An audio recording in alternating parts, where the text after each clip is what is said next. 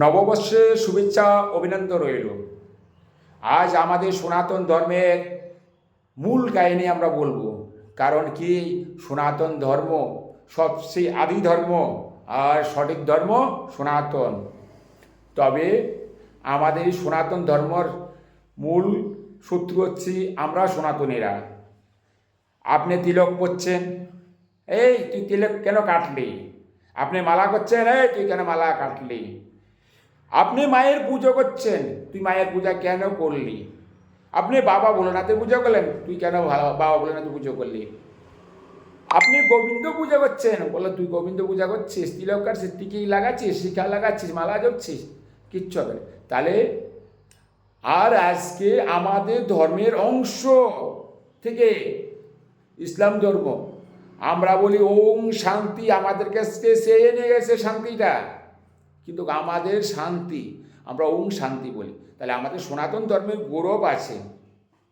আমি কোনো রাজনীতিক ক্ষেত্রে যাচ্ছি না, আমি কোনো রাজনীতিকের জায়গা যাব না। আমি ভালোবাসি সনাতনকে, আর সনাতন ধর্মকে ভালোবাসি। একটাই কথা আমার কাছে, সনাতন ধর্মকে আমি ভালোবাসি। আর ভালোবাসি বলে আজ দেশ বিদেশ আমি অনেক জায়গায় ঘুরেছি, অনেক সাধুদের সঙ্গে সঙ্গ করেছি। কারণ এটা হচ্ছে আমার মূল কাহিনী। আপনারা যদি ভালো লাগে আমার ভিডিও দেখবেন, একটা শেয়ার করবেন, আদার্স কিছু করতেই হবে না। আর আমার এই মা কিন্তু খুব জাগ্রত আছেন। আপনারা সকলেই জানেন আমি পাহাড় পর্বত অনেক জায়গায় খেটে আমি মায়ের কামাখ্যাও আমি সাধনা করেছিলাম। তারপরে মায়েরকে আবার বাড়িও আমি সাধনা করেছিলাম। তারপরে আমি 10 মহাবিদ্যা আমি সাধনা করি। বাবা ভোলেনাথের সাধনা প্রথম, তারপরে মায়ের সাধনা। সর্বপ্রথম সাধনা হচ্ছে আমার পিতামাতার সাধনা। আপনি পিতামাতাকে ভালো জানবেন না, আপনি কি করে ভগবানকে পাবেন? আপনি পিতামাতাকে ভালো চোখে দেখবেন না, খেতে দেবেন না, আপনিকে কে খেতে দেবে? মূল কাহিনী হচ্ছে এটা। তাহলে আমাদের সনাতন ধর্ম কোথায়? কোনো রাজনীতিক আমার সঙ্গে আসবে না, আমার সঙ্গে ধর্ম আসবে। ধর্মযুদ্ধ হবে আমার সঙ্গে। যেমন রাবণ অনেক শক্তিশালী ছিল, কিন্তু রাবণ কিন্তু এই মায়ের কাছে হেরে যান। রাম যখন মায়ের পূজা করেন, মায়ের পূজা সিদ্ধি লাভ করেন, তখন মায়ের ওই অসীম শক্তির দ্বারা রাম বিজয় লাভ করেন, লঙ্কা ধ্বংস করে আসলেন। তার সঙ্গে কে ছিলেন?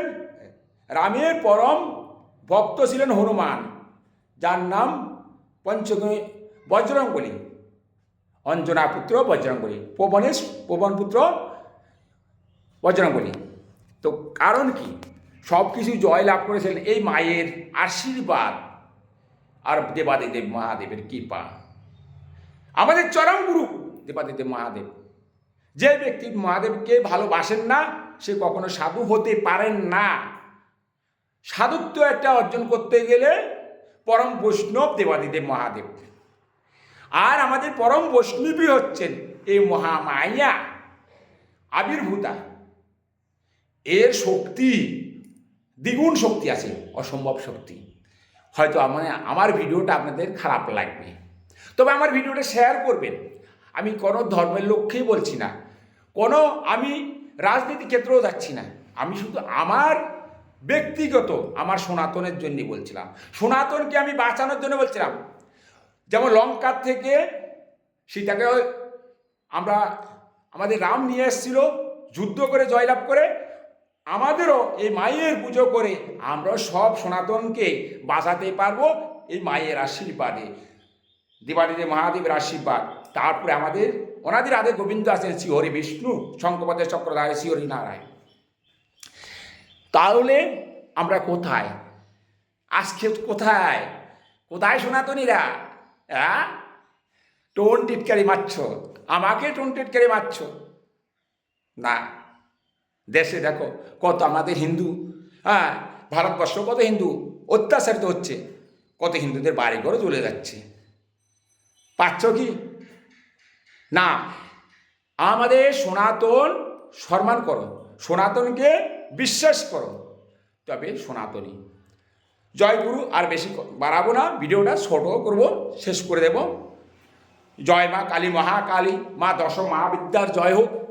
দেবাদিদেব মহাদেব বম বম বম শঙ্কর হর হর মহাদেব, জয় গুরু বলে আমি এই ভিডিওটা সমাপ্ত করলাম। ভালো লাগলে শেয়ার কমেন্ট করবেন।